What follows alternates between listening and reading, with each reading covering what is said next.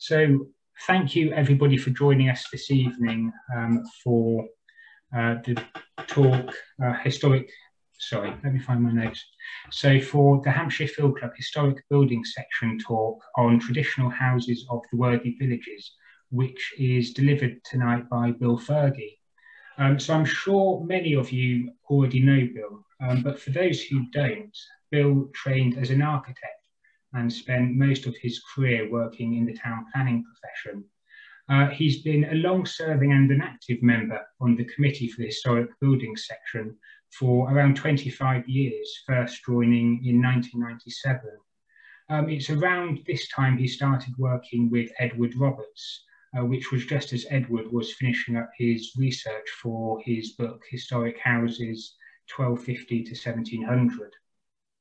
So both Bill and Edward carried on working closely together, and they jointly produced the enlarged 2016 version of the Hampshire Houses book.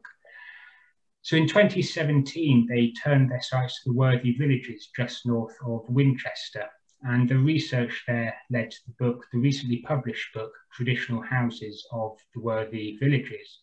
So on that note, I will pass you over to Bill, ready for his presentation. Thank you very much, Sam. Is everybody hearing me? Yes? Yes, we can hear you fine. Yep. Can I just record, first of all, my thanks to Sam Butcher for managing this event.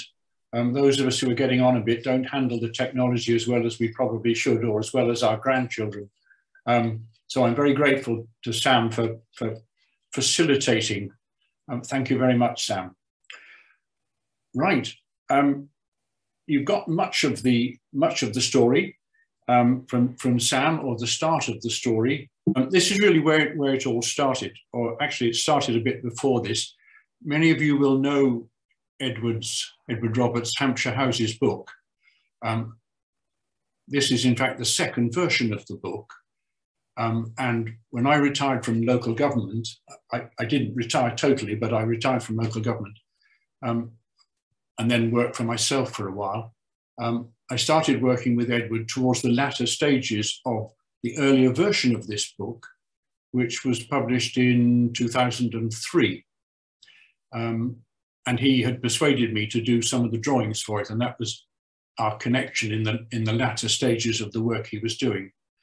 And the book sold very well. Hampshire County Council, incidentally, published it, and there were two further reprintings, relatively small reprintings, but then eventually in about 2013, 2014, the book went out of print. Hampshire wasn't any longer in the business of publishing it, or didn't want to publish it. So we decided we ought to have another version of the book. We ought to update it. And we decided that we would write an additional chapter taking into account the research that we'd done between the original publication in 2003 and about 2014 or so. And fortunately, the Hampshire Buildings Preservation Trust was persuaded to publish this version of it, this one being the red one as opposed to the original blue one. I'm pleased to say that they didn't need too much arm twisting to do that, and indeed they've got their money back, so it was quite a good deal all round. The interesting thing from the first publication to the second was that Edward was very conscious that the 16th century had been dealt with only relatively modestly, and it had turned out really that the 16th century is a very interesting period in Hampshire houses, in Hampshire, because it marks a very significant transition between the medieval house and what you might call a modern house. The change from an open hall with an open fire and a fairly smoky and relatively primitive way of living to a house which has got chimneys and staircases and all sorts of other luxuries like glass windows and so on. And the 16th century proved to be a very interesting period because of that change. So in the years between about 2013 and the publication of the book, sorry, between 2003 and the publication of the book in 2016, we had concentrated on trying to find 16th century houses that exhibited these changes.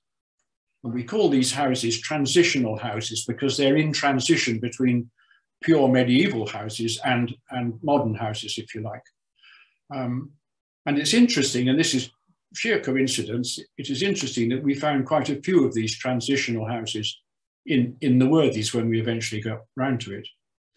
And we got round to it because I gave a talk on the work we'd done for Hampshire houses to the Worthies Local History Group in, I think, when was it?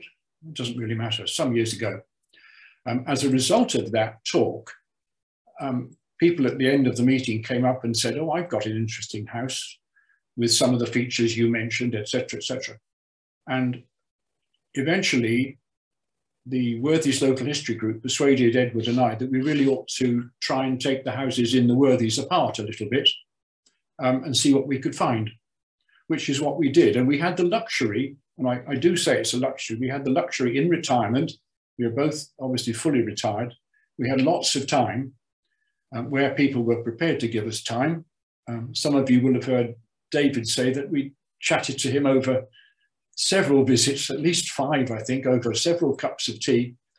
And we had lots of time to indulge our interest, if you like, and try to get to the bottom of some of the houses, which, because of all the changes over hundreds of years, are sometimes quite complicated. Now, I'm going to take you through the houses in roughly date order. We don't have all the dates. We didn't have a budget that let us do dendrochronology or tree ring dating on all the houses. We did get a few dates, but not as many as we would have liked. So I can only guess at some of the dates, or we can guess at some of the dates. But before I start, just an idea there of the Worthies. Kingsworthy and Abbotsworthy in the middle got joined up, I think, fairly early on. And I'm not sure of the shape of each of them. It was probably another slice from River Itchen up the hill, if you like, so that you get a rather nice mixture of the land at the river's edge going right up into the chalk. And you can see why, from Saxon times at least, and probably earlier, this was such an attractive place to live and farm. And it's interesting, isn't it, that with one exception, the houses that we ended up looking at, and you can see 3.1 there above the word Kingsworthy, with that exception, all the other houses are really very close to the river system. Do I need to identify the M3? You know that. The A33 up to Basingstoke, and then the A34 bypassing Winchester. A very interesting part of the world then, and of course now. So to start in date order, I'm not sure if Ivor is listening in. He was intending to, I think. I hope he is. This is the old cottage in Kingsworthy, which I'm sure many of you recognise if you're locals. It's a house of 2 periods, at least, 2 basic early periods. And you can see the difference between the timber framing on the left and no timber framing on the right. In fact, the right-hand side is the earlier, and this may be the earliest house that we looked at. It certainly has the claim to be the earliest house, and if it's not the earliest, it's the second earliest. I can say that for sure. I've got a rather nice old picture of it, sometime probably around the turn of the last century. And you can see that there's a separate little shop next door. I think in its last manifestation, that shop was known as Kingsworthy Antiques, but it's now, as you can see, it's now incorporated within the house. We've put a date of something like 1400 on this because it's partially constructed, I'm pretty sure about this, partially constructed of what are called crux. And I just want to start with crux. It's just going to be a mention that will have to go away, because in Hampshire, and you can see, can you, Hampshire would be somewhere around here. Crux are really quite remarkable things. I'll show you one in a minute, but their distribution across England and Wales is really very peculiar. You can see that there's a line sort of down here, to the right of which crux don't exist. It's quite phenomenal. Nobody has fully explained it, although the most recent theory is that it relates to forest management in the early medieval period. And while the theory is that in the West, while trees were allowed to do a little bit more of their own thing, in the eastern part of the country, forest was extremely tightly managed for straight timber. And if a tree was going to be growing up twisted and bent, it was probably cut down and replaced with something that would grow nice and straight. But that's just the latest theory. Forest management being the difference between crux areas and not. Let me show you, go back to that one in a minute, a crux building. You can see the three sections, all sections of one building, incidentally. They're not different buildings. They're all slight variations on the crux theme. You can see that in all of those three sections, there are huge timbers on either side of the building, curved timbers, which link the construction of the roof to the construction of the walls. And that's a feature of a crux. So you always have pairs of crux. You have these pairs of timbers that form frames across the building. You can see on the plan at the bottom, A, B, C, D, E, and those either are or are presumed to have been pairs of crux frames across the building. And I want you to just look at the junction there. Can you see that, where a horizontal timber joins the curved crux? There's the crux, incidentally. And if I show you that, you'll see a horizontal timber with a curve running through it. And it's almost certainly been relocated within the building now. It's almost certainly not in its original position. But I think it does give one of the clues to the fact that there was probably a crux building here at one time. And while I'm here and with this little plan, I just want to explain the medieval plan. It was remarkably consistent from sometime around the Norman invasion, not necessarily related to it, but about that time, right through to the 16th century. People lived in a particular way in a medieval house. And it didn't matter whether you were a peasant farmer or whether you were the Bishop of Winchester. And it didn't matter about the size of your property, whether it was fairly minuscule or enormous, you still lived in the same way. And the same way was based on an open hall with an open fire. In this case, 2 bays of a timber frame structure. You had a service end on one side, and you had a parlour end or a posh end on the other side of the hall. And at the low side of the hall, low being at the service end, you had a cross passage, often with a matching door back and front. And that pattern of living was true for 400 years, probably at least. This happens to be the earliest crux building in Hampshire, not the earliest building, but the earliest crux building. It's at a place called Bentley, which is near Farnham. And you can see, looking back to that original diagram, it's pretty much at the eastern extremity of crux country, but that's by the by. Oh, I'm going to go back again because I want to point something out. Crux buildings in the medieval period were the only buildings that had a ridge beam. You see that little building, that little timber there that I'm pointing out, that runs right along the ridge of the top of the roof. They were the only buildings that had such a timber. I have to take my word for that, but it's a fact.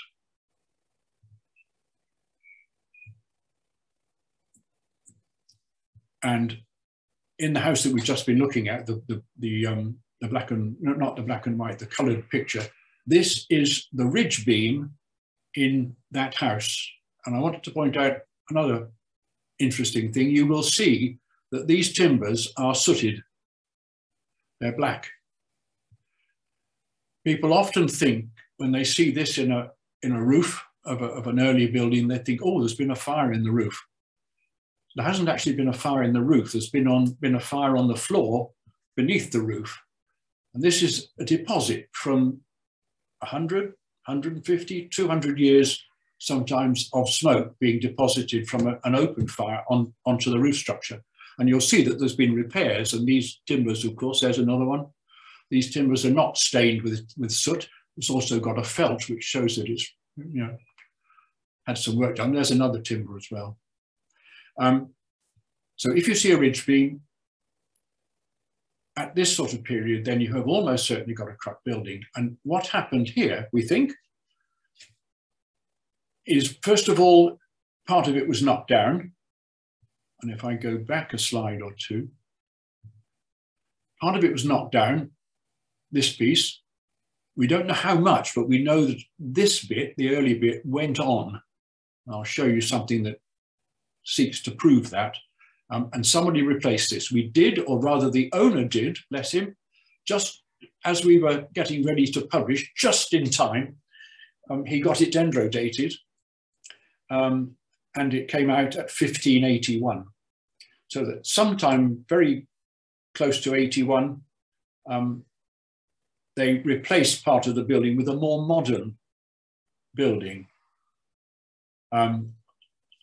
I ought to say at this stage, because I'm sure that Ivor's listening, we had a bit of a discussion. I suppose I could say a friendly falling out.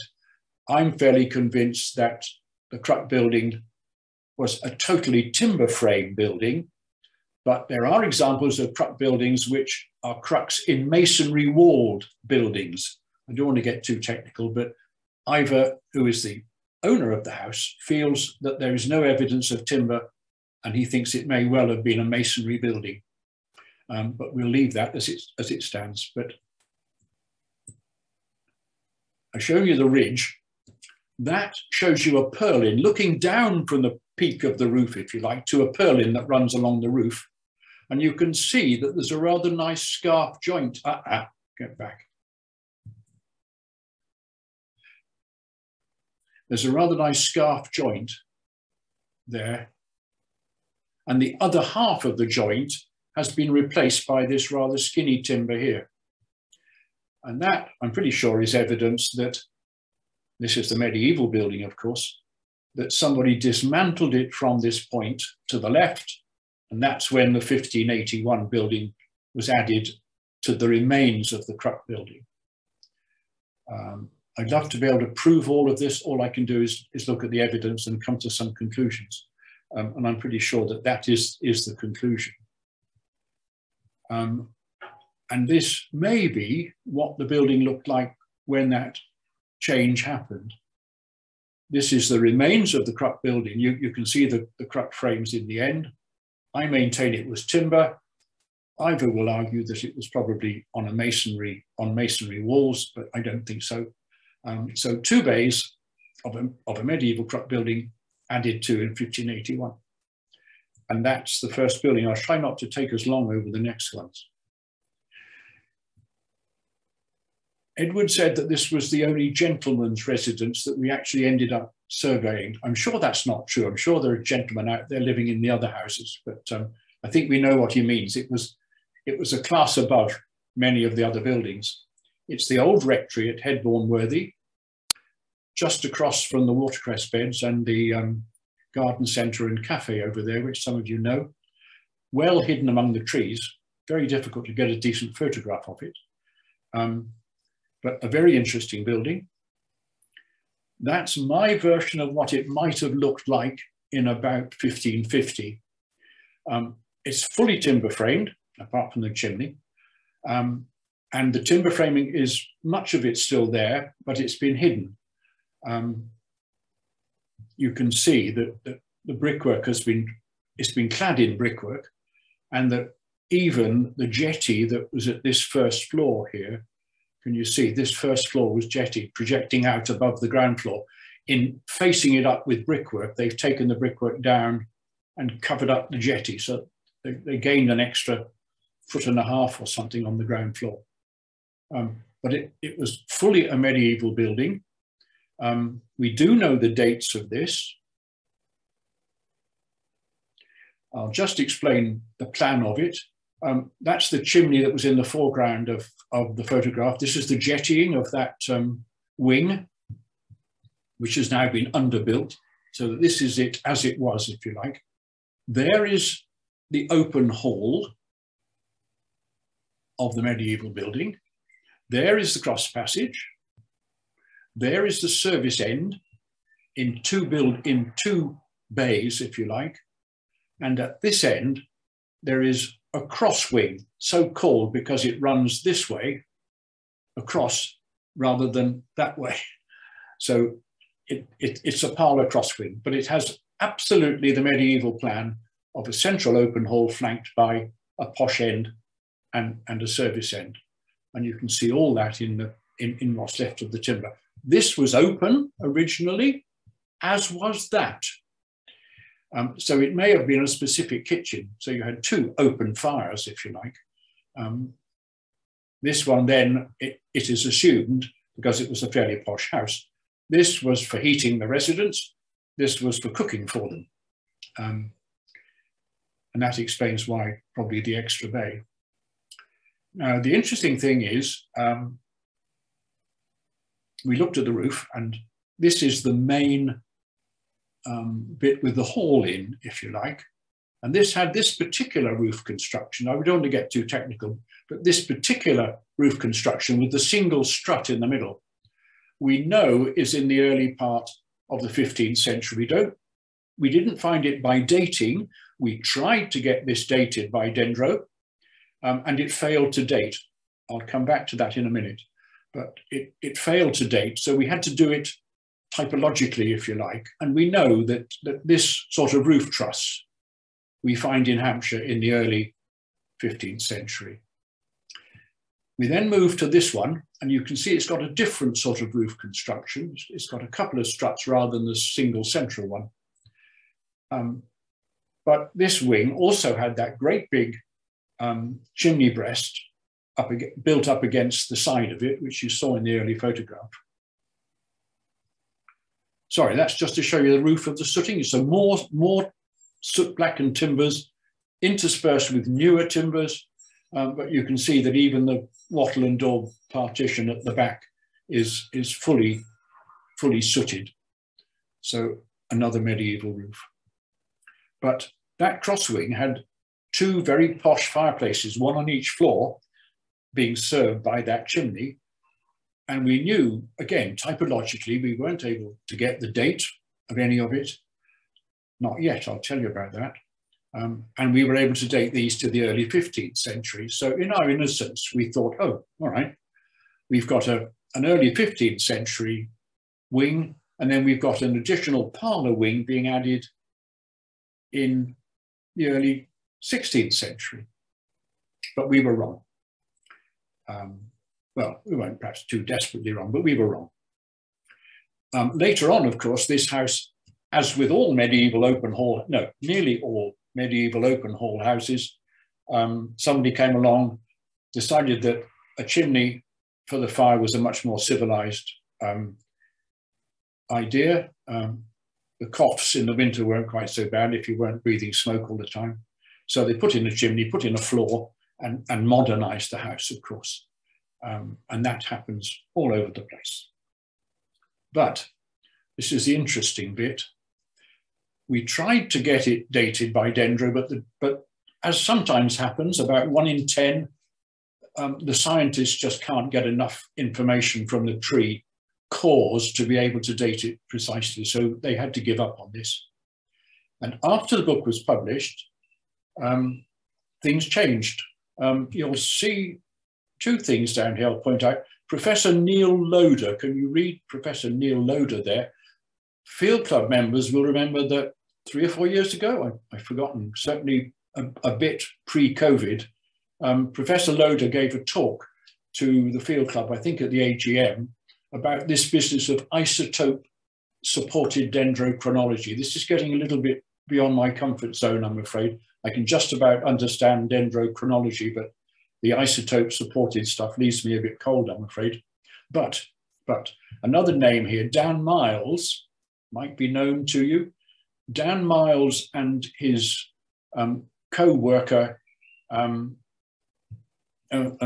goodness, Dan Miles and Martin Bridge. Those two people are two of the dendrochronological experts in the country, and they did much of the work on the dating for Edward's book. So they're well known to us.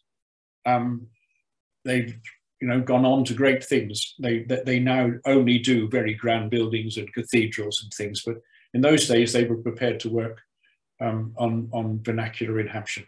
I'm being rude, of course. They still work on all sorts, but they are extremely well known.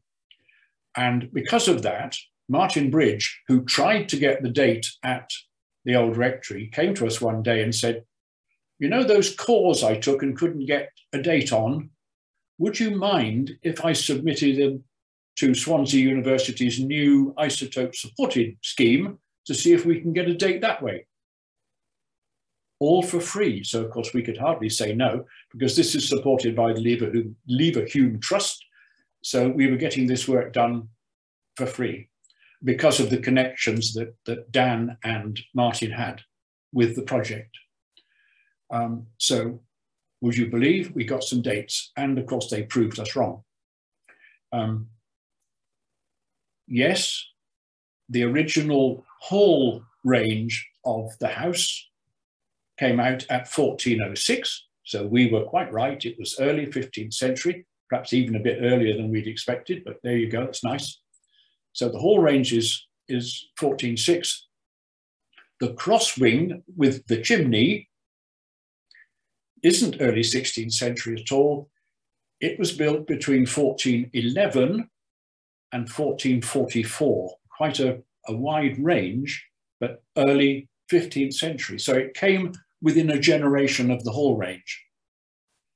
Therefore, of course, the chimney was added in the early 16th century and the fireplaces were added. So whereas we'd assumed it was all one build, it wasn't. The timber frame came first, which was probably unheated. That parlour bit was probably unheated to start with. And somebody added the chimney and the fireplaces. So it's a house of three basic dates, which is always very nice, but it means the book's wrong, I'm afraid, but there you are. That's what happens. This is a little cottage rather hidden away in Kingsworthy, not too far from the church. It's called Tavern Cottage. It's rumoured that it was once a tavern. There's no proof, I don't think, for that, but it's quite a nice name. It happens to be on the Pilgrim's Way between Winchester Cathedral and Canterbury. Absolutely on, what's it called? The Pilgrim's Way, isn't it? That wanders through there, which is actually the route, that little road there is the Pilgrim's Way, or was the Pilgrim's Way. So it is nice to think that Tavern Cottage might have been a pint's worth distance from Winchester Cathedral, and you popped in on your way to Canterbury to have a pint. I know, no idea, but it's a nice name. But this is a medieval open hall house of a very modest kind. Let me show you what I think it was. Little single-story house, no rooms in the roof early on, we don't think, but a medieval hall between there and there, a doorway still in position on the cross passage that goes through the low end of the hall, a service end and a parlour end. Much of the timbering still surviving to tell that story. Not dated, I'm afraid, but we were guessing that it's somewhere around 1500, perhaps a little bit later. And you can see, incidentally, you won't remember, but that particular roof truss will appear from now on. because it is the roof truss for Hampshire between what we now know somewhere around the very early 1400s right through into the 1700s. That was the standard roof truss. And incidentally, I didn't say this, but the Headbourne-worthy version of it, if it dates from the very early bit of the date range, 1411, makes it one of the earliest queen strut, we call it a queen strut roof, one of the earliest queen strut roofs in Hampshire. That is Tavern Cottage before it had a 60s makeover and had the big dormer put in it. And in fact, an even bigger one on the back, but I haven't shown that. But that's it before it was improved. And you can see by then somebody has put a chimney in it, obviously. And that means that you could then floor the roof and have two little attics or a single little attic upstairs, but it would have been very much a little triangle in the roof. Sorry, you can see that you were trying to put rooms into something that shape, so they really were little garrets. But the interesting thing is they have the medieval plan, and I would bet, although not many of them now survive, I would bet many modest houses of the medieval period were just like this. Single story, 2 or 3 units. You didn't always have the parlour end. You might have had just a hall and a service bit.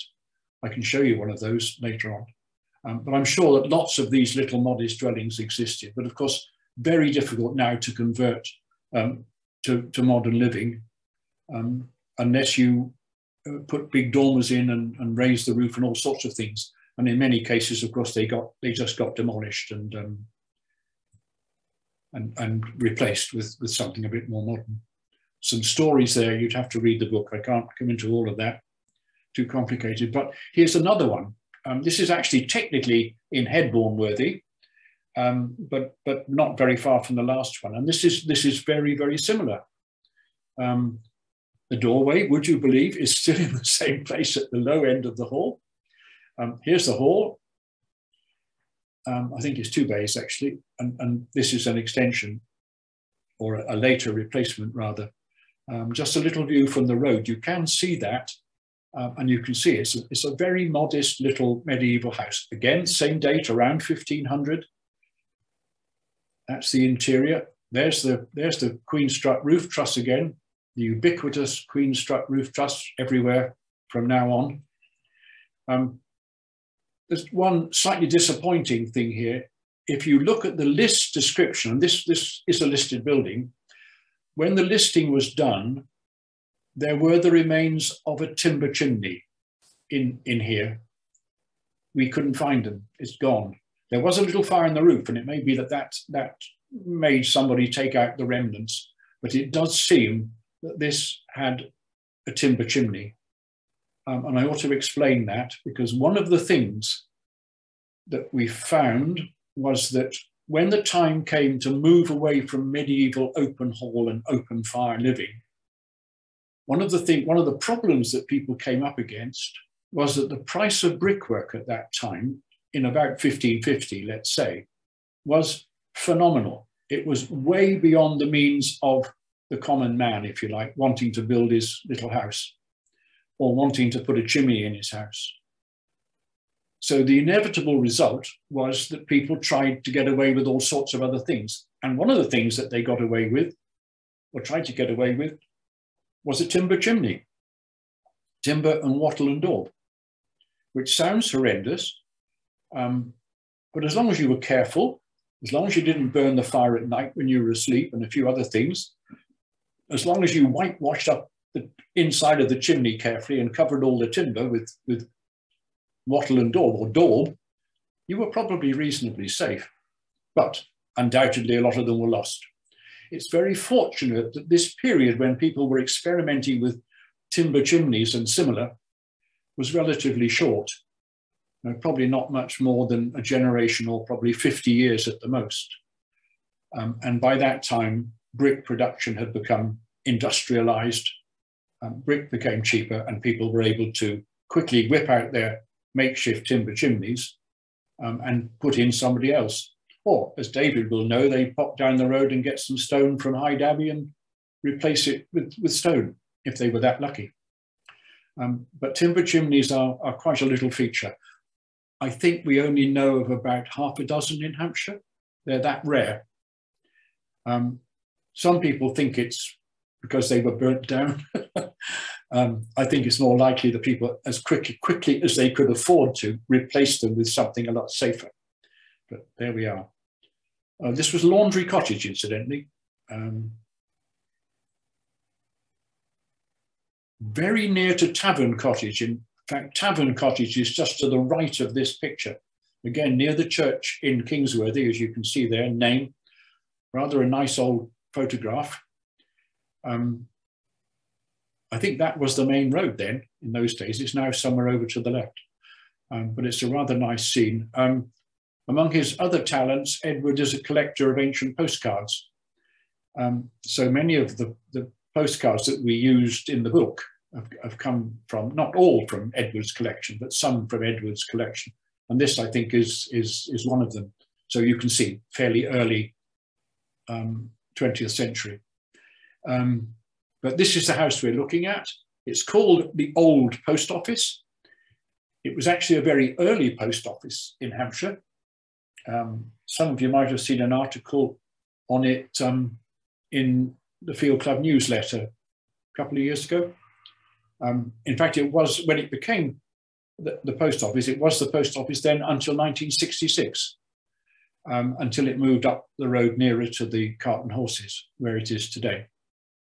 But this proved to be a very interesting property. I think it's had a for sale sign outside it for a long, long time. And you could have had this place for something over £1 million. It's actually relatively large, but I think it may have been sold because I don't recall seeing the sign when I drive past these days. This is a house as it looks today. This was the post office when it was a post office. So this was the door to the post office and the sort of shop window, but it's all domestic now since the post office went. But it turned out to be a quite remarkable house. That's the plan of it in total, so that the post office was in this corner and you were just looking at the entrance to the post office there. What we found when we looked at this building was that it in fact incorporated two early timber frame buildings. Can you see two bays of a building there? And two bays there, and then a partial bay, part of which had been destroyed. It's possible that this was destroyed when alterations were done to it to incorporate the post office in whatever it was. I think it was 1845, so quite early on in history of postage stamps. But you see here structure 1, 2 complete timber frame buildings and a separate adjoining partial bay, and then a separate 2 bay. This could have been two things. It could have been a medieval house here, which had a detached sort of kitchen block, which sometimes happened, more common going east from here into Surrey, but it did happen that people had, for obvious reasons, they kept their house separate from their dangerous open fire cooking and had a separate building. I personally think that it's more likely that this was a separate little 2-bay dwelling, because it's very substantially built, just as substantially built as this. But the amazing thing was that this is now a corridor in the house at the ground level. And if you look at this wall from that corridor, this is what you find. It's almost intact, that wall, not obviously the thatch, because this is my reconstruction of it, if you like. But the interesting thing is that this window is still there. Not totally complete, but enough of it to know that that's what it looked like. And the interesting thing is that the window spans this horizontal timber, which is convincing proof that it was a window to an open hall. It'd be a very strange window if you had a floor sort of halfway through it, so that you had a bit of window above and a bit of window below. It's been done, so it's not unknown, but it would be a bit strange. We're fairly convinced that this was an open hall, that this was possibly the service end, because that seems to be the original doorway, although it's now a door to a cellar, and that this was possibly a replacement of an earlier piece, a parlour wing that perhaps got rebuilt at some time. Again, about 1500 this probably is. That's a cross section through this bit here. So it was floored from the word go. And there's the ubiquitous queen strut roof truss again. So a quite remarkable building, and quite a remarkable amount of it still surviving. Not dated, I'm afraid. Another candidate for dendro dating if somebody can find the money for it. Now I'm going to move on to Martyrworthy. This is a nice old picture of Martyrworthy. The book, not my talk, but the book covers that building, that building, that building, that building, and that building. They're all very interesting. And that's Martyrworthy in the very early years of the 20th century. That's one of those houses looked at from the other side. It's the one on the top of the hill, this one here. And it very nicely makes the point about the transition. It's very much a transitional house between medieval and modern. You have to see originally a house from there to there. To there. The piece to the right of that porch is actually a slightly later addition. It's not been dated except typologically, and we've typologically dated it to 1550 or thereabouts, and this piece probably to about 1600. Not sure why the big extension, because it was actually quite a big house to start with. In fact, it was a very grand farmhouse to start with. It may have been a granny annex or the medieval equivalent. But anyway, the original piece is this. It is known, I've got a crib here somewhere, it is currently known as 3, 4, and 5.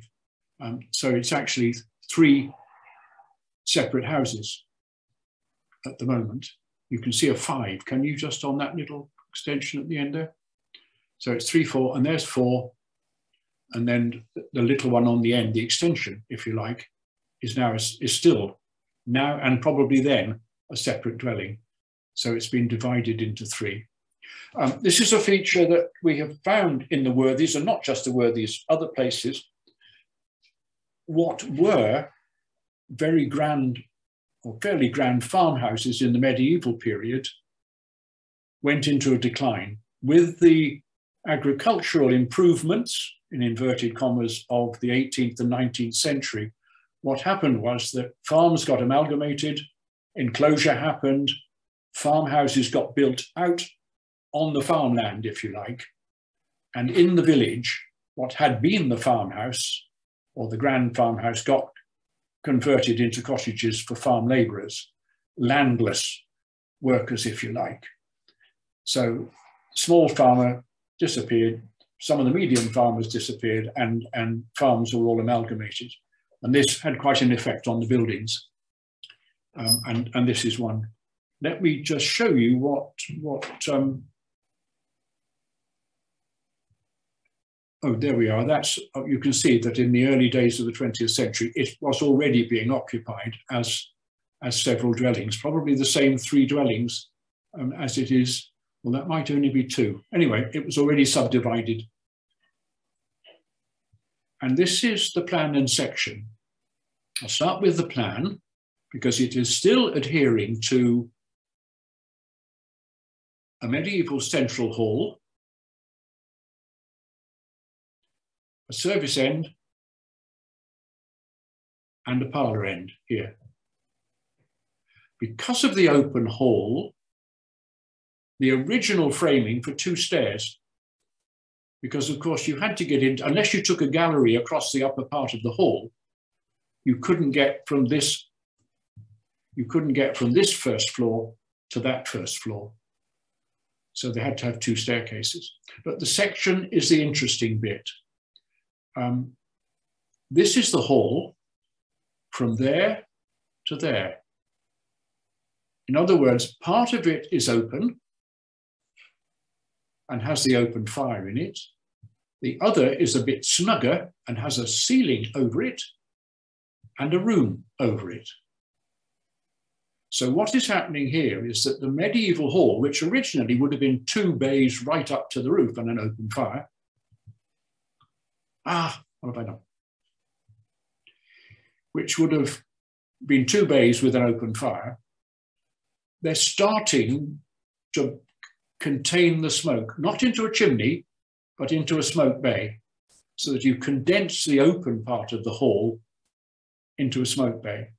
In some cases, that smoke bay was only about 4 or 5 feet wide, but in this case, it's a whole bay.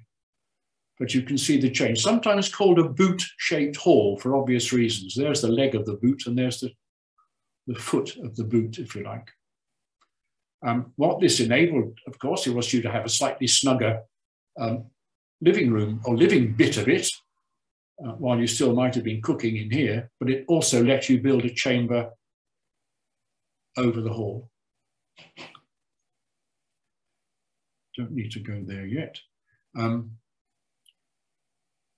So pity it's not been dated, but as I say, we guessed at 1550. I haven't incidentally included the later bay that was on this end. So you can see it was quite a house. Another transitional house in Abbotsworthy. What you have to do for the moment is ignore this bay, this projecting piece here. And you also have to ignore the extension at the far end, because the original house, sorry, that was it, divided already. Another house which has been divided into 2, and you can see 2 gates and 2 staircases, 2 steps, sets of steps up into this house. So it, again, at an early date, had been converted from one quite substantial farmhouse to 2. That was the original house, and I asked you to ignore the piece that had been infilled here. I'll take you back to that. You can see that these 2 were original, and then somebody did, I don't know when, quite late, 18th, 19th century, did a sort of reproduction of these 2, repeated them in an extension. But that's how it originally looked. Again, it was jettied. The evidence is inside the building because it's now been underbuilt, if you like, and the ground floor pushed out. This is another transitional house. If I show you the plan, what we have is the hall in the center again, a parlour, the posh end beside it, and the service end over here. Now, the difference with this, and it's a slightly different form of transitional house, the hall was completely floored all over. And you can see I've indicated the joists over the top. No chimney. But what you had next door in the service area was an open bay, a completely open bay. The whole of this roof space is black above the ceiling now, but originally was totally open. And what we think happened, because there was no fire to serve this hall, was that there was an opening, and you can see the pegs in the timbering. There was an opening between there and there. And what happened was that while this was an open kitchen with an open fire in it, the hall was sharing the benefits of the fire through a gap, through a hole. So it's a slight development of the one that I've just shown you. If you like, this could be a boot-shaped hall. but it then would have needed another service bay beyond. So it's a variation on a theme. What it had, because it was quite a grand building, was these sort of projecting wings at the south, which gave you a little bit more room, and probably enabled a stair to be taken up in one of them, probably here, we thought. But it's all speculation because the house has been much changed. Later on, this was extended, the piece that I showed you early on, that was extended, and a bay was put on this end, and then it was divided in two. So it's currently two properties. This was particularly interesting, this. I told you that the whole of the ceiling was black, but there is a timber across here, and there are still one or two joists across here, which is a bit of a contradiction because the whole of the roof space is black. What we think is that this was a sort of first floor shelf. It wasn't a room. If there had been a wall here, right the way up, then the roof above would never have got black. Only this piece of it would have been black. We think it was a sort of storage shelf. And I've tried to draw it, not terribly effectively, it's not my favorite drawing, but there was this sort of first floor shelf that enabled you, and this is an advantage, to put stuff, to store stuff up there that would keep dry and warm in the winter. And it also gave you the facility to hang hams and things up in the smoke from the open fire. We know that happened, it's documented. You used the fact that you had a smoky upper part of the roof to hang your meat so that it got smoked and it would be preserved, either smoked or salted and smoked, and would be preserved through the winter. So this may have been something like, you know, what happened here. As I say, if this had been a room and there'd been a wall up here to make a room of it, then this part of the roof would never have been black, which it clearly is. The whole thing is black. Incidentally, I've made the assumption this house was tiled. It might have been tiled. It might have been thatched. There's no way of telling at this sort of remove which was the case. But another interesting example of a transitional house. And of course, inevitably then in the 17th century, probably, somebody came along and gave that hall, that living room, its own fire and its own chimney, and converted the house totally. The far end, the kitchen bay, was converted by having a floor inserted right the way through, and its own chimney as well, a double chimney. Interestingly, I hadn't noticed this on this slide. Can you see the size of these floorboards? They're rather nice, aren't they? They're possibly original. Right back. Oh, incidentally, date. I do have a date for this. This was dated.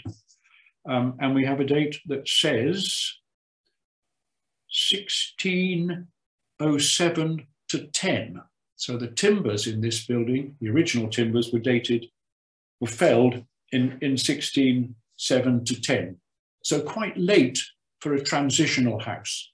Many houses were being converted before that, or even being built anew with floors before that date. But you never know. I'll tell you another story later on about an even later open hall. And some people perhaps, while I'm sure it was the done thing to jump on the bandwagon and get a chimney and put a floor over your hall, because that was the thing that you should do. I'm sure there were a few cantankerous people who said, oh, I don't want that newfangled old chimneys. I'll just stick with my open fire, thank you very much. So I'm sure that sort of stretched out the date a little bit, or helped to stretch out the date a little bit. I think I could probably miss this out. All I'll do is that is a picture of that area there, I think, of that timber over the chimney. And I don't know whether you can see it. People, can you see a little mark there, like a flame mark? There, huge one here, and there, and there, and there, and another. People used to think that these were made by candles, tapers, accidentally being held up against the timber. But it's been proved recently that it's no accident. You can't do this by accident. It takes about 25 minutes or half an hour just to make that sort of mark in oak with a candle held against it. And everybody is now convinced that these are apotropaic marks. They're anti-witch marks or anti-fire marks or anti-demons getting into your house marks. People were extremely superstitious. Anyway, that's a topic for another time. It's a very interesting subject. You get all sorts of things. Actually, if you've got a copy of Edward's book, either the early one or the reprinted version, there is in chapter 5, I think, a bit about apotropaic marks, which tells you all about these witch marks and things that people did to try to ward off the demons and the devils and the witches. Now, I know David's watching. I've got to be careful here. This is David's house, Silverstream, in Headbourne-Worthy. And as he said, the road from Winchester to Basingstoke used to go right past this house, right past his house. I'll just point out one thing while this slide is up. You can see some little bits of brickwork here, can you? Popped into holes in that timber. Proof that at one time there was a further bay coming towards the camera and it's been lost. So there was at least a bay, I suspect a bay, that was demolished. And indeed, we know from some transactions on the property that at some time it was in a very bad state. I think as late as 1952, it was sold by the church commissioners with a closing order on it. In other words, it was unfit to be lived in. But fortunately, the church commissioners sold it to a developer, apparently, who was able to save it, to resurrect it and do the necessary repairs to make it livable. But that probably explains why this bay went, because somebody couldn't save it. It was in such a state. So it's obviously gone through some problems. That's another picture. Those are down that's where you were looking before. You could see the bits of brick in the mortises there. But this is what remains of the house. What remains is a hall there, which is actually a hall and a bit up to that post and then a bit, and I'll explain that in a minute, and a service bay. This was certainly open. There's a big debate, which I'll try and explain, about how the hall and the fire and everything else was managed, because this is another very interesting traditional house. There's the plan, and for the plan I've reinstated what was something like the missing bay. I think we probably found that there was an opening there, evidence for an opening, which would have been the connection between the hall and the parlour. But the parlour was lost. And this was the hall. That was the post, and that was the extra bit, if you like. And the assumption here, oh, sorry, and that is the open kitchen or service bay. This was an open bay with another open fire. What was used here is difficult to work out. But the assumption is made that there was once a timber chimney here. It has been dated. Did I put them down? Yes. The owner got it dated before we even arrived, and it came out with a date range, which sometimes happens. You can't always get a very precise date for the felling, or sometimes the felling is spread over a period while somebody collects their timber for their house. But the dendro date showed a date between 1579 and 1604. So it's again this very late up to the turn of the century date. So it's another transitional house. It's very possible that it had some sort of temporary arrangement for collecting the smoke. I can't say more. A smoke bay, a timber chimney, a something. And then, as luck would have it, towards the end of the 16th century, Hyde Abbey was being demolished. and stone became available. And when David, the owner, was doing some excavating around his chimney, he found this. And I don't think you could have clearer evidence of ecclesiastical stone work, could you, than in the bottom of his chimney. And it's not the only bit. All the way up the chimney, there are bits and pieces of decorated stonework, which has clearly come from an ecclesiastical origin and is being reused. So somebody was legally getting rid of the Hyde Abbey stone. And the owner of David's house in, let's say, the 1590s or the very early 1600s was able to build a stone chimney to replace whatever had been there to start with. I mentioned a very late open hall, and this is it.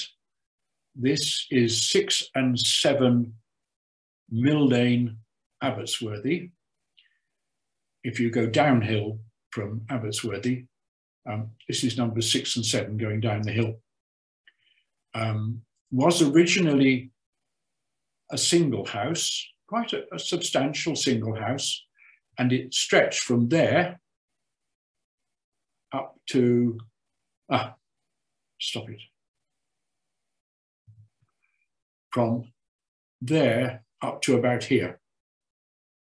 So that both ends have been added to, and it is now occupied as 2 separate dwellings. But originally it was just those 3 bays. If you look in the roof of the middle of those 3 bays, you find that, which you've seen before, hardly a replacement timber, original rafters, original wattle and daub with sooting all over it. So it was clearly an open hall. It was clearly unfloored in this particular piece, and the open fire in the middle of the floor. Always nice to see a smoke alarm in the roof of a thatched property. Interestingly, just note this, do you see these thatching battens are also sooted? I would say they are relatively rare. Normally, by modern days, the roof has been repaired and replaced and messed around with so much that smoke-blackened battens have disappeared and been replaced. But you do occasionally find, like this case, where the battens are soot-blackened as well. So they've been there for some while.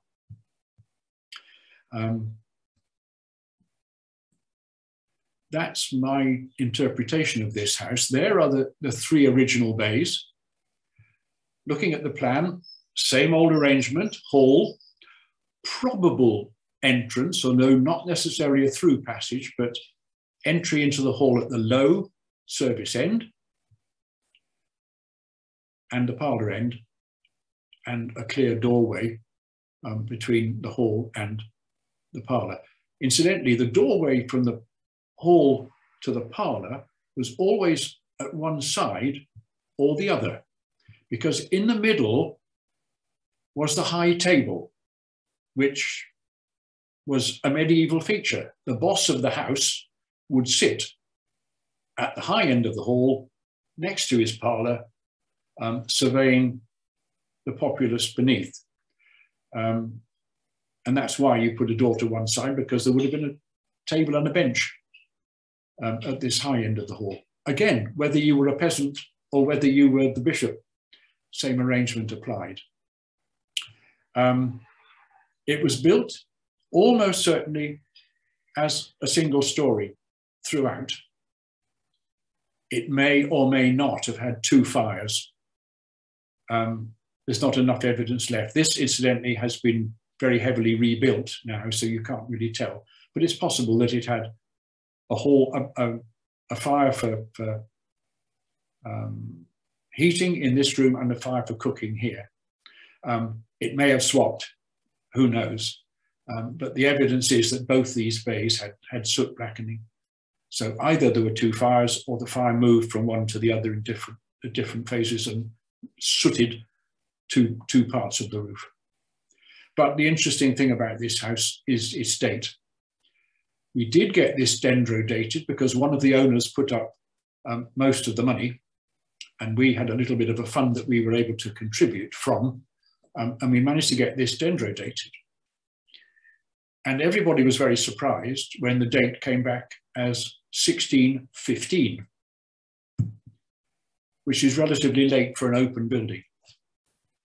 The latest building prior to this that was built as an open hall seems to have been built in the 1570s or the 1580s.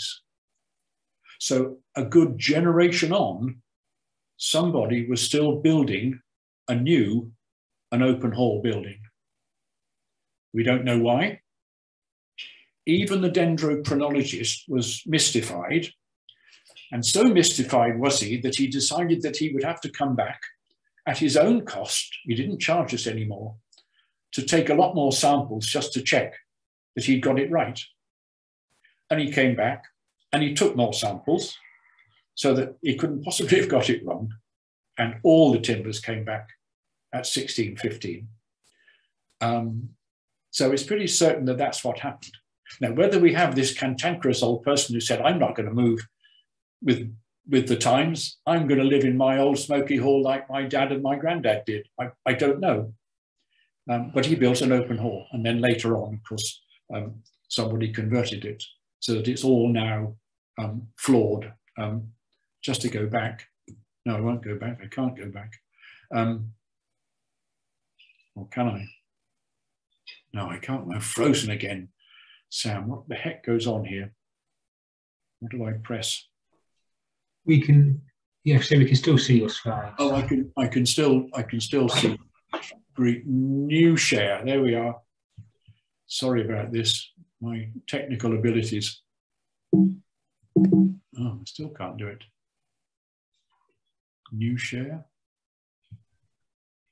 Share.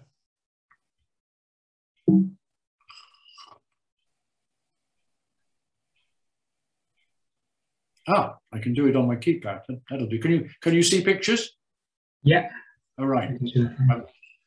That, obviously, following the putting in of a floor, that's a view from one of the bedrooms of the doorway. And of course, because it was a single-story building, the tie beam across here had to be cut to be able to get a door into it. But it was properly done. They put in reinforcing timbers to either end and fixed it to the collar and to the joist that held the floor up. So it was all fairly decently carpented.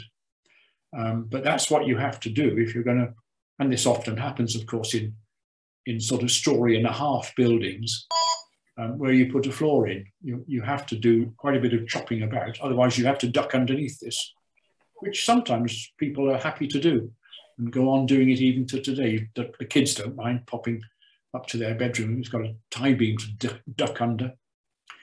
But 1616 is our latest hall so far. Keeper's Cottage, a little bit further down Mill Lane in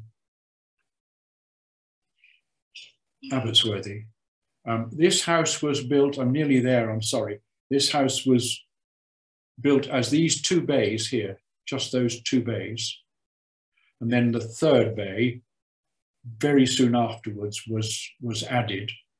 And just note that it's got a brick chimney, of course, or two brick chimneys, a double chimney. That is my version of what it looks like. And this is something like the original plan. We don't have a date. We assume it's around 1600. Its hall was floored. It definitely had a timber chimney before it was replaced with brick. And it had a little service bay here. It had a lobby entrance. It possibly had a stair, or more likely something not far off a ladder tucked around the other side of the timber chimney. I say this was built later, and I've indicated later. We, of course, were able to see this wall upstairs in a bedroom, and it was immaculate. It had not had any weathering worth a damn. It was beautifully made, hadn't been weathered, and we therefore assumed that this later parlour was added fairly quickly.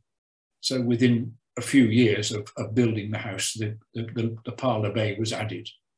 But again, you can see that it's still adhering around 1600 to the medieval plan: hall, parlour, service. And then, of course, the timber chimney was replaced.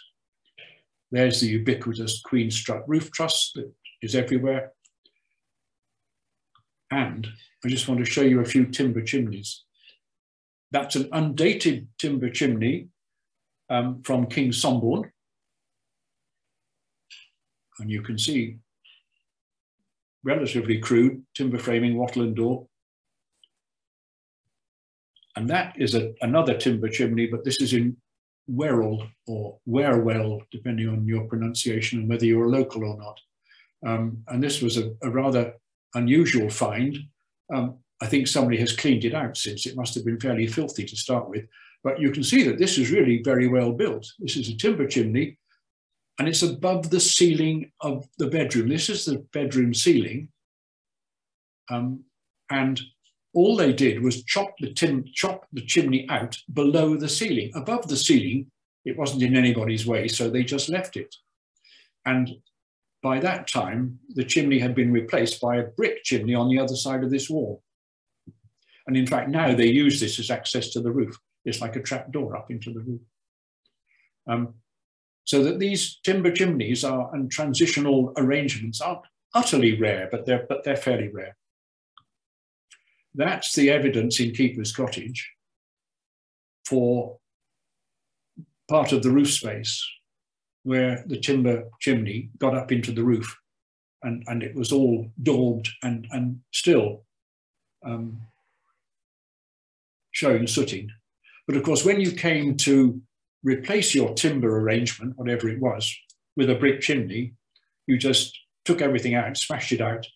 You weren't worried about what historians or others might be looking for in a couple of 100 years' time. You just built a brick chimney and destroyed what you needed to destroy of the other arrangement. But there's just enough evidence here to show that Keeper's Cottage had some form of timber chimney and a timber arrangement. Incidentally, of course, what you could still do with timber chimneys, where you could still hang your hams up in the smoke. In fact, it's probably more efficient because the smoke was more concentrated. You could probably smoke them rather more readily. Back to Martyrworthy, we looked at that one earlier. We're now going to look at this one. This is one of the grandest farmhouses that from the late medieval or post-medieval period left in the Worthies. Went through hard times soon after this. This shows it all nicely thatched. I don't know the date, I'm afraid. It's an unknown date. But that's how it became not long afterwards. And it's another of these instances of a fine farmhouse becoming outdated, if you like, as agricultural changes came about, and being reduced to 1, 2, 3, might there be 4? I couldn't see another door, but at least 3 houses. If this is 3, that's quite a big one. There may have been another door at the end or something. This was quite a grand house, but by now in not too good a nick, and it clearly predates galvanized wire over your thatch, because look at all the sparrow holes here or whatever. The birds have had a real old field day, and some very comfy nests, I should think. But it went through hard times. That's it today. In between times, at a very significant date in 1957, it had a pretty horrendous roof fire that took out the thatch, of course. I say significant because that's the year I left home to go to university, never to return. So very significant date. But you can see that it's now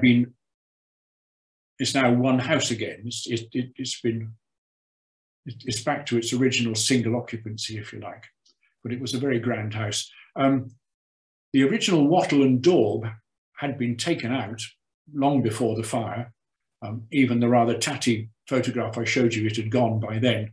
But I think that when somebody came to put brick instead of the wattle and daub, they couldn't stand all these diagonal braces that were all over the place in the original house. You can still see the pegs, the peg holes for where the braces were. But the bricklayer said, blow this for a game of dominoes. I'm not going to cut every other brick just to fit some diagonal timber. So he took them all out, which is rather sad. But there you are. But that's it today. It's in fine nick. And showing its quality, really, this is a first floor fireplace originally, and you don't get too many of them. Probably now into the early, perhaps by 1625 or that sort of date. And then the last house I'm going to show you, no longer a house, of course, but it was built as a farmhouse, undoubtedly. What's interesting is that it says Kirker 1760 here. In fact, it's at least a century earlier than that, as I hope I can demonstrate. Just to point out, can you see a heavy timber running through here? And another one there. That's the wall plate of the original timber. It's a fully timber framed house. But it obviously became a pub relatively early on. This outbuilding is still thatched, and you can see there are still chickens in the yard. So I suspect what happened was that perhaps the farm wasn't doing too well, and the farmhouse was on the newly turnpiked road from Winchester to Basingstoke, and somebody decided that there were travellers to be fed and watered, so decided to convert into a pub. And there it stayed for quite a while, perhaps doing two jobs. They were perhaps both farming and providing for travellers. But it's a rather nice picture, I think, probably again from Edward's collection. And it still went on feeding and watering. This is a rather nice picture, and even indeed had its own petrol pumps to cater for the charbang trade. It had probably lost a lot of traffic to the railways when they came, and the 20s and 30s probably were a boom time for them again. They could start dealing with travellers and providing a halt for parties out on excursions. Anyway, that's a picture of part of the upstairs. The ground floor looks as if it's a timber building, but I'm afraid it's all fakery, and you can't make head nor tail of it. I think it's all been done, it's been done over. Whereas this upstairs is original, and you can see the quality of the timber. And it's therefore a fully timber frame building, but it's probably dating from 1670s, 1680s, something like that, right at the end of the timber frame tradition. And by then, of course, houses were virtually modern, and timber framing was dying out. And from then on, houses were built of brick or whatever. In Hampshire, brick, because of course there's hardly any stone, apart from the stone that could be pinched from Hyde Abbey, of course. That's the other, same room, but looking the other way. And that's the book that we produced at the end of today. I'm not going to do a hard sell, but if you do want a book, then if you go onto the Worthies Local History Group website, you'll find the ability to buy it. Because it was brought out in COVID, I think there are only two outlets for it, only two retail outlets for it in the area. One is in Alresford, and one is it called College Bookshop? You might find copies, but otherwise you can easily get it from the Worthies Local History Group, and indeed they will probably deliver it if you're a local. Thank you. That's the end of the story. Yeah, thank you very much for that, Bill. I'm sorry, I've taken rather longer than I should have. No, not at all. It was really technical hiccups, I'm afraid, cost us. Yeah, no, not a problem. Are there any questions? So if you have any questions, put either type them into the chat or raise your hand. I can see Charlie, you've got your hand raised. Do you want to go ahead? No, I was just saying a lovely speech, Bill. Well done. I enjoyed that. Very good. Thank you, Charlie. Thank you. My pleasure. Well done. Are there any other questions?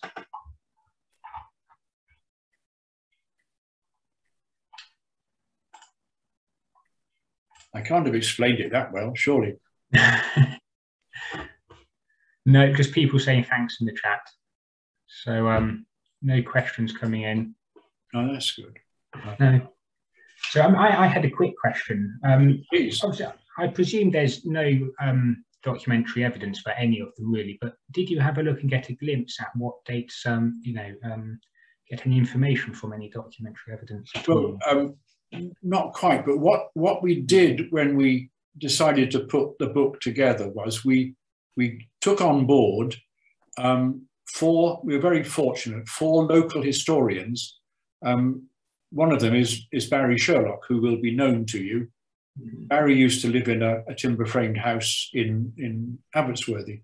So we had 4 local historians who gave a sort of village introduction to the 4 hamlets, if you like, or the 4 villages, so that we have the benefit of their historical research and sometimes we were able to put bits and pieces into individual houses' descriptions.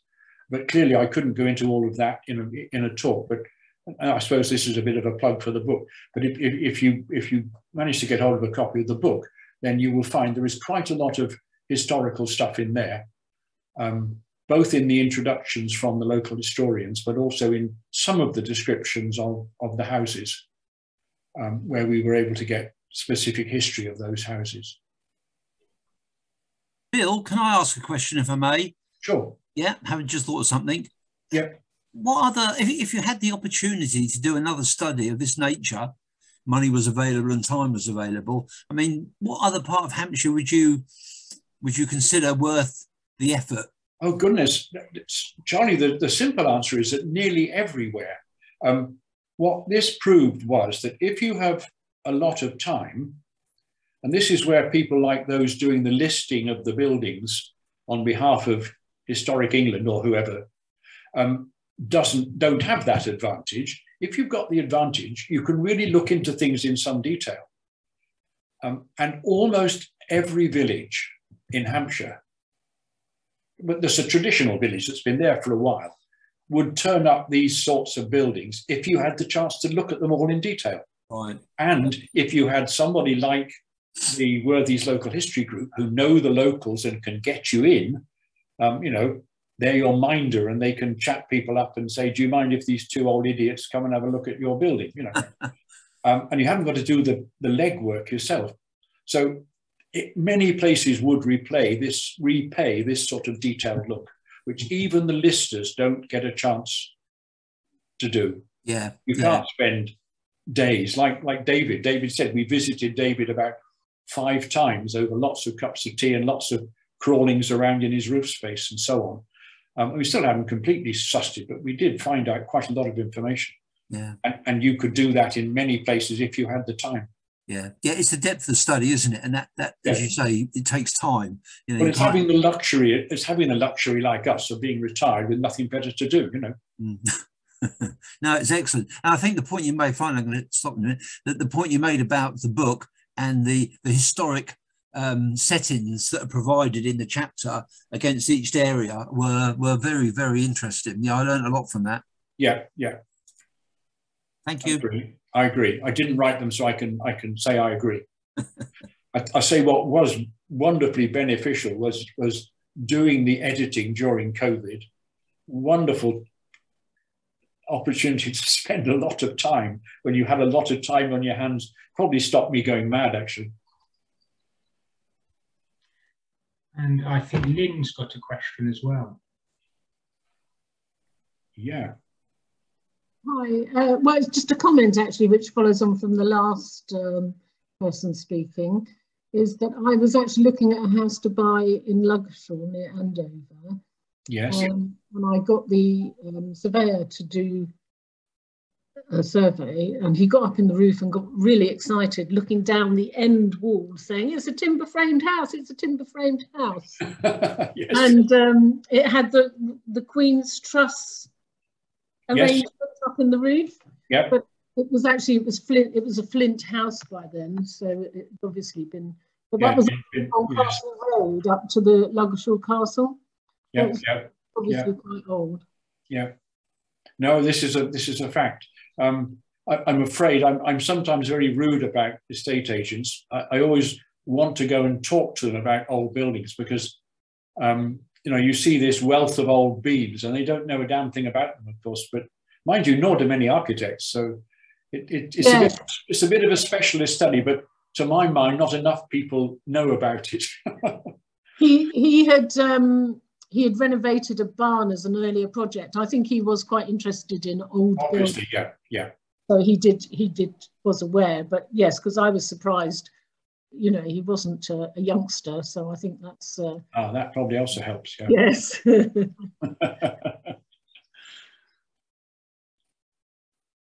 And Derek, do you have a question as well? Yeah, Bill, what were the foundations for these timber framed houses made from? Very little, Derek, I'm afraid, very little. If traditionally it would have been flint in most of Hampshire, because it's about the one stone that you can find in many places. So, and flint is of course marvelous because it is impervious, or mostly impervious, to moisture. So it works very well as a damp-proof course as well as a foundation. Later on, of course, brick was used, and at David's house, where he had this stone available from Hyde Abbey, we found that somebody had inserted some stone into the foundations there. I suspect not originally, I suspect it was probably sort of propped up while they inserted some stone underneath it. But people are always surprised how little of a foundation timber buildings have. Sure. And of course, that's where the building starts to rot. And very often the timbers sort of end up halfway up the wall because they rotted and had to be replaced with brick. Mm-hmm. But not substantial foundations at all, I'm afraid. Right, thank you.